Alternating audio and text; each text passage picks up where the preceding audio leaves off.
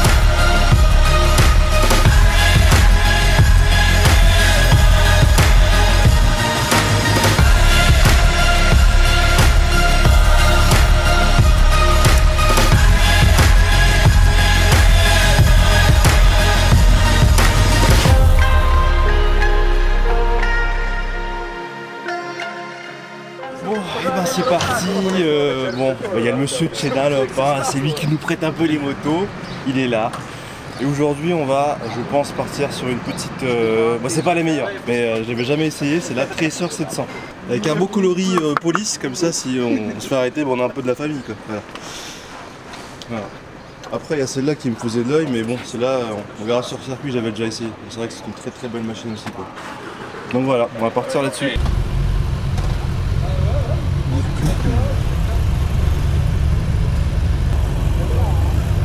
Ils ont tous pris des motos du diable dès le matin.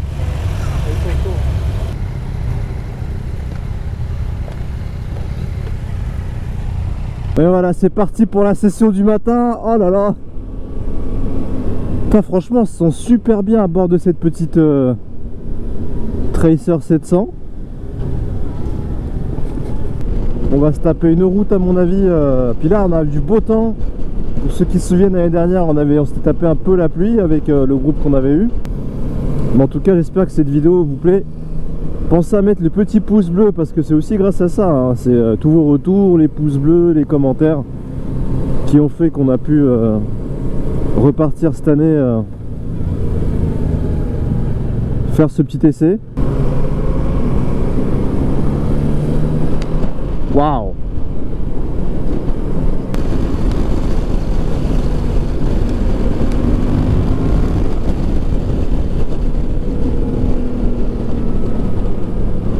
Par contre les boîtes de vitesse et Yamaha ça met des à-coups de fou quoi, je m'en rappelais plus quoi. Oh c'est affreux quoi. Autant Kawa ça passe, BM ça passe, mais je sais pas si c'est moi qui est en sous régime ou quoi, mais chaque passage de vitesse sur cette Tracer 700 c'est... Mais les décors sont assez sympas, regardez-moi ça quoi. Avec le petit phare et tout là.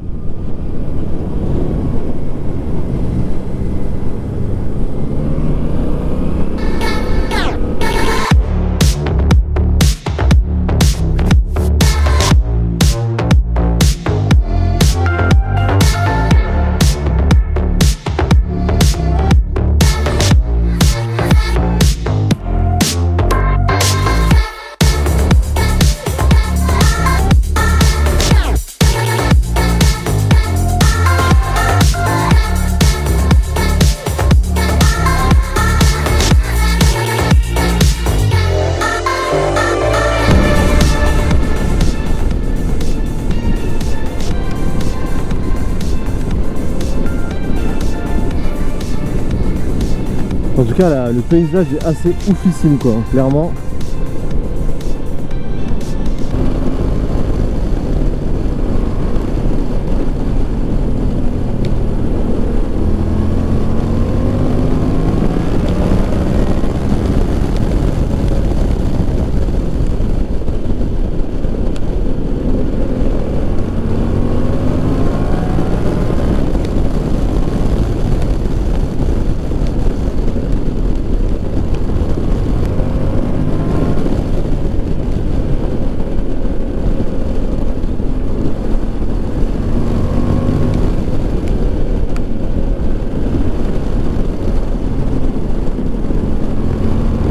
Le mec devant, je peux te dire qu'il rigole zéro quoi.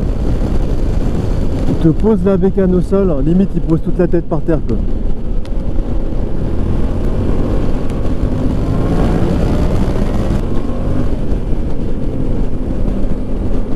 Puis ça suffit pour ces petites routes, hein. Un petit 700. Putain, le mec devant, j'ai l'impression qu'il va essayer de poser le doigt de pied par terre quoi. Il est tellement chaud quoi, je sais pas de quel magazine il vient mais on sent qu'il a de l'expérience quoi.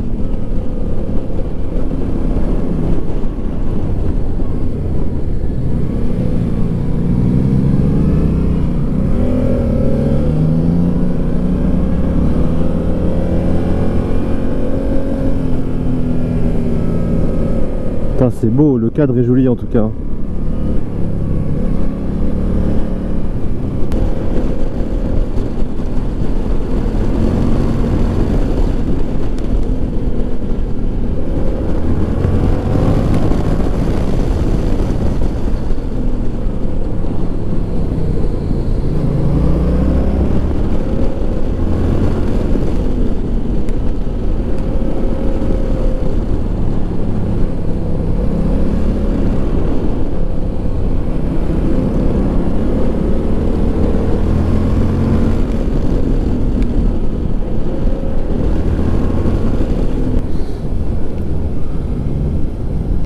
Oh là là là là là là là là, regardez ce paysage quoi. Oh là là là là là là là là là là. Regardez ça quoi. Putain l'Espagne c'est joli hein. Oh les montagnes de fou qu'ils ont quoi. Si ça c'est pas au moins à 2300 mètres. Ceux qui connaissent El Castos de la Mariana de la Trinqueta. Putain c'est insane.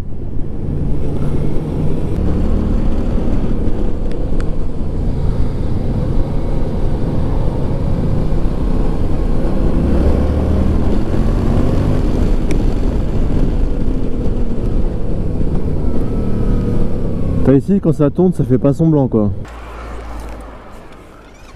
Bon on a fait une petite pause.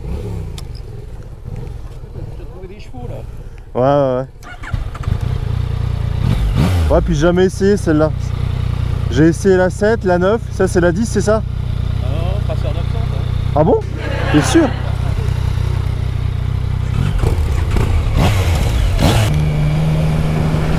Merde, je croyais que c'était une MT10. Bon, bah on est parti sur une MT9 quoi. Oh putain, par contre, celle-là elle a des chevaux. Hein. Oh la vache.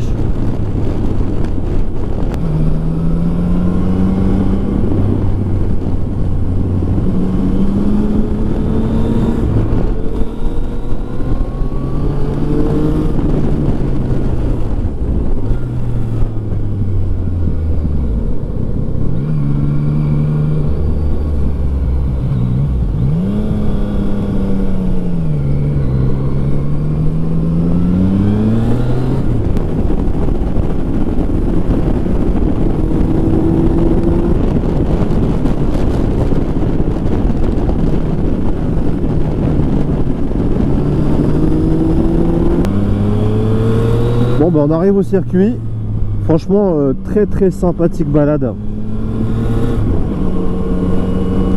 Très sympathique balade. C'était très très bien.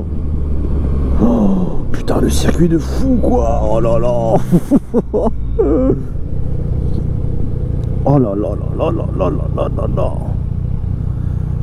Moi j'ai quand même préféré la portion MT9, hein, je vais pas vous mentir.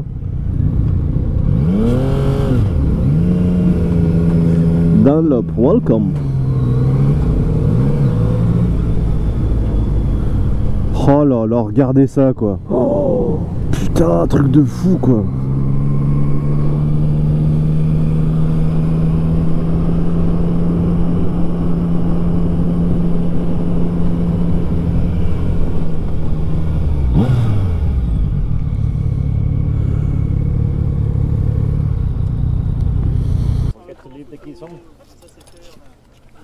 Ah, la MT9 elle est quand même je la sentais mieux quoi.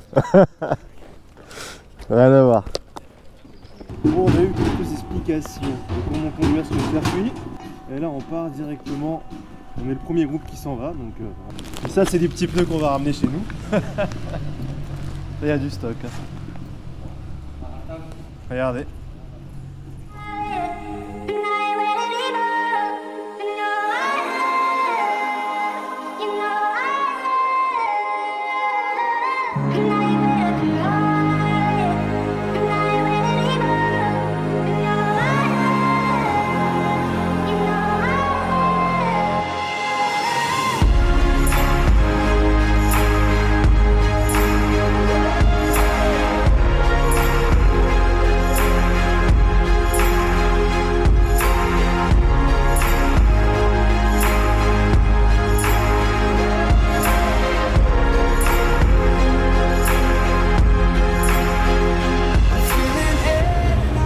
I'm going to ride just slow the first 2 laps. Yeah. And then I will increase a little bit. Ok. Okay? Ok.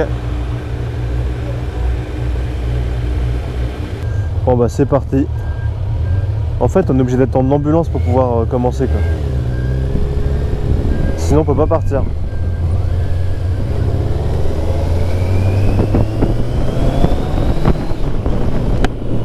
Allez c'est parti, premier tour de circuit.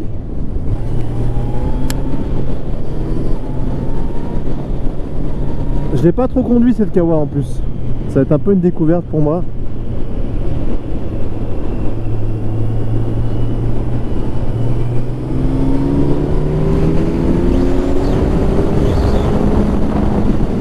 En tout cas, elle est magnifique quoi. Oh là là là là. Le circuit est magnifique. Ah ouais, ça rebondit pas mal ici hein.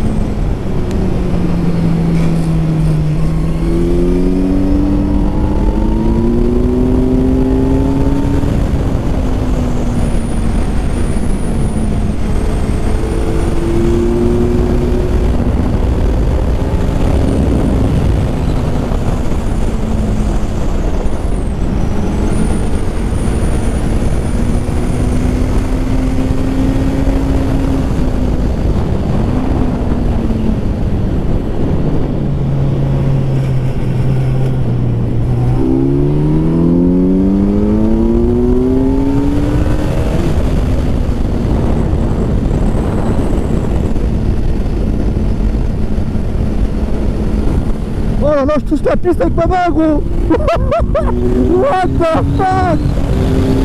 Mais non, gros. J'ai touché la piste avec sa main. Oh mon Dieu.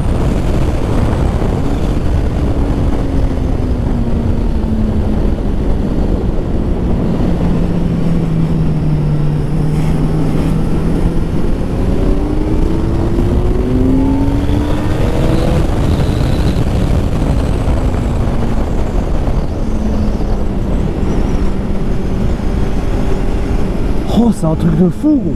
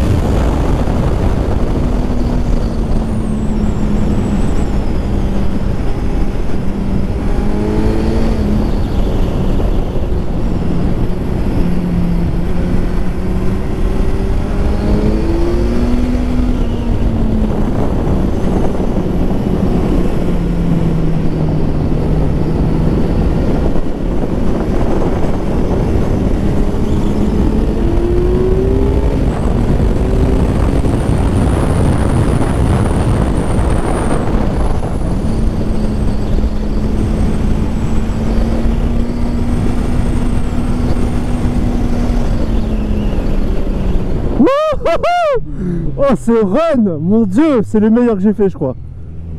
Oh là là, les sensations. Wouhou!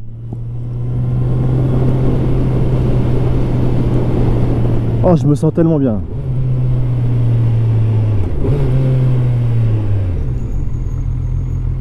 Oh, je me sens tellement bien, quoi.